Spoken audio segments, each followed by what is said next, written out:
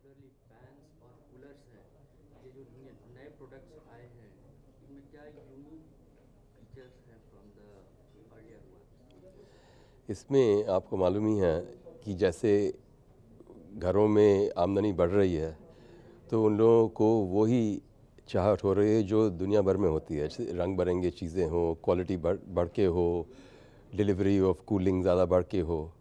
तो हमारे जो R&D डिपार्टमेंट हैं इनको डेवलप करते रहते हैं। ये जो आप नए रंग बिरंगे पंखे देख रहे हैं, ये ग्राहकों को चाहिए क्योंकि उनके जो अपने इंटीरियर डेकोरेशन के मुताबिक उनकी आदतें बढ़ रही हैं, उनको रंग बिरंगे चीज़ें चाहिए। एक तो ये है।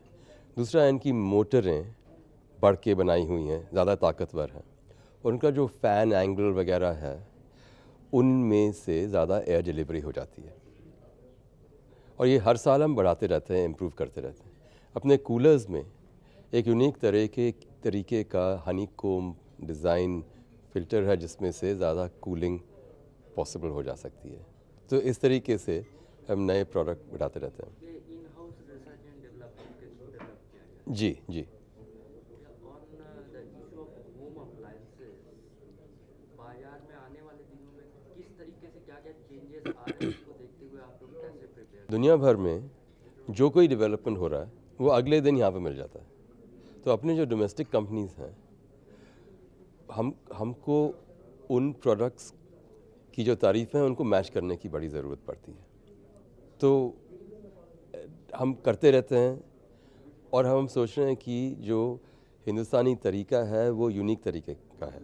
तो हम एक कदम आगे बढ़ें, जो विदेशी जो प्रोडक्ट्स आते हैं कि अपने यूनिक डेवलपमेंट करें अपने ओन यूनिक रिक्वायरमेंट्स के लिए। हैं? इसमें एनी टेक्नोलॉजिकल टाई अप और जॉइंट वेंचर? टेक्नोलॉजिकल टाइप होता रहता है स्पेसिफिक चीज़ों के लिए। जैसे कि आप समझिए पंखों में मोटर होता है, तो मोटर के जो लैमिनेशंस होता है उसके लिए हमने स्पेसिफिक टाइप करा। कुछ डाइज विदेश से मंगाई हुई हैं, जैसे कि अपना क्वालिटी बढ़े, लैमिनेशन की क्वालिटी बढ़े और मोटर की क्वालिटी बढ़े। तो इस तरीके से टाइप होता रहता है। कभी कभी मटेरियल्स का टाइप होता है, कभी कभी बेयरिंग्स का टाइप। तो कई चीज़ें के लिए हम दुनिया भर को सर्फिंग द नेट करते रहते हैं। जैसे कि लेटेस्ट टेक्नोलॉजीज़ हमको हमारे पास सूचना पहुंचती रहे और हम उनको अडॉप्ट करते रहते हैं। क्योंकि जो आपका आजकल का ग्राहक है वो इंतज़ार नहीं करता, he is ready to pay somewhat more for latest technology. Customer का प्रेफरेंसेस किस तरीके से चेंज कर रहा है उस पर? देखिए, मीडिया जो है सब घरों में पहुंचा रही है क्या होता है दुनिया भर में। एक तो ये है। दूसरा ये है कि जो अर्बन जो हम कहलाते थे, अर्बन कहलाता था, वो थोड़ा बहुत सैचुरेट होता जा रहा है और semi urban, rural, semi rural में पहुंचता जा रहा है। तो मार्केट इज़ शिफ्टिंग और हम कोशिश कर रहे हैं कि मार्केट से आगे रहें। इसके लिए कुछ मार्केट रिसर्च ये वगैरह मार्केट रिसर्च बहुत करते हैं, कई एजेंसीज़ हैं उनको इस्तेमाल करते हैं।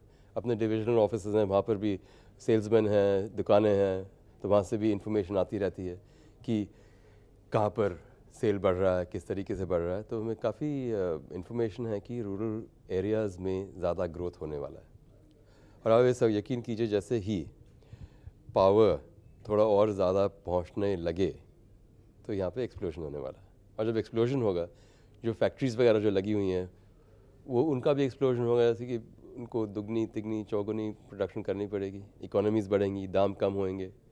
मगर जो कस्टमर ब्रांड प्रेफरेंस चाहता है उस पे ही जाएगा। ये लगता है आपको कि पावर सिचुएशन स्टेबलाइज करेगा, particularly in the context of this US delegation coming? देखिए, यूएस डेलीगेशन कुछ पावर ठीक नहीं करने वाली। अगर अपना हम मुंह सीधा नहीं कर सकते अपने घर पे, तब तक कुछ नहीं होगा। मगर धीरे धीरे परिवर्तन हो ही रहा है पावर सेक्टर में भी।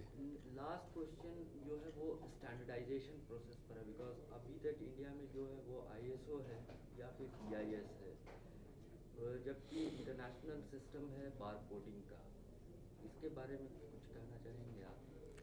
देखिए, बार कोडिंग का जो सिस्टम है, इसका मतलब ये होता है, वो कंपनी के लिए होता है। जैसे कि बार कोड में किस कलर का है, क्या दाम है, अपने कंप्यूटर लिंकेजेस हैं।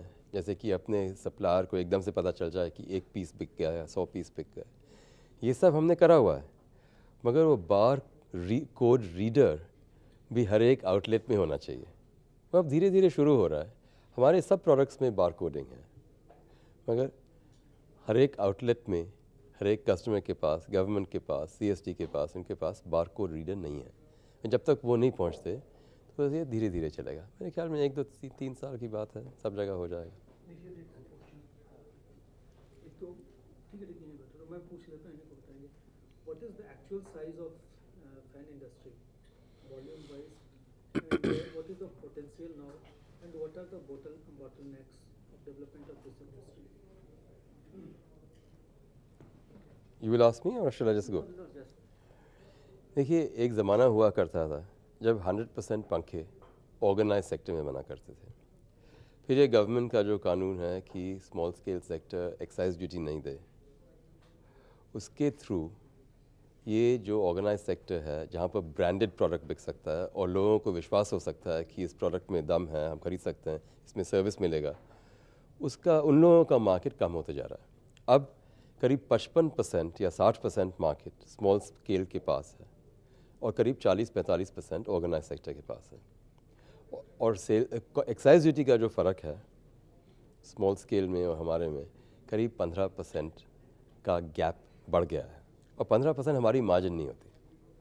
तो इसलिए जो पंखा एक्सपोर्ट हो सकता है, जिस पंखे पर एक्साइज ड्यूटी दी जाती है, जिस पंखे के ऊपर कुछ विश्वास रह सकता है कस्टमर का, वो कम नंबर्स में बन रहा है, और जो स्मॉल स्केल है दाम के मुताबिक बिकता है, और फिर ग्राहक को जाके अगले साल एक और ख़रीदना पड़ता है। तो ये स्थिति है। और हमारी एक एसोसिएशन है, इंडियन फैन मैन्युफैक्चरर्स एसोसिएशन, उसके द्वारा हम इसको बदलने की कोशिश कर रहे हैं, पब्लिक में अवेयरनेस लाने की कोशिश कर रहे हैं कि ग्राहक समझे कि इन लोगों के पंखे खरीदने चाहिए जिस पे वो लोग सर्विस का विश्वास कर सकें। और ये प्रोडक्ट अगर वॉल्यूम बढ़ता है तो एक्सपोर्ट भी कर सकते हैं, क्योंकि दाम गिरते हैं, कॉस्ट गिरते हैं। और हम जैसे हम यहाँ उषा ने भी दिखाया हुआ है कि कई रंग बिरंगे कई ऑफरिंग्स ला सकते हैं पब्लिक के लिए। तो ये हो रहा है मार्केट।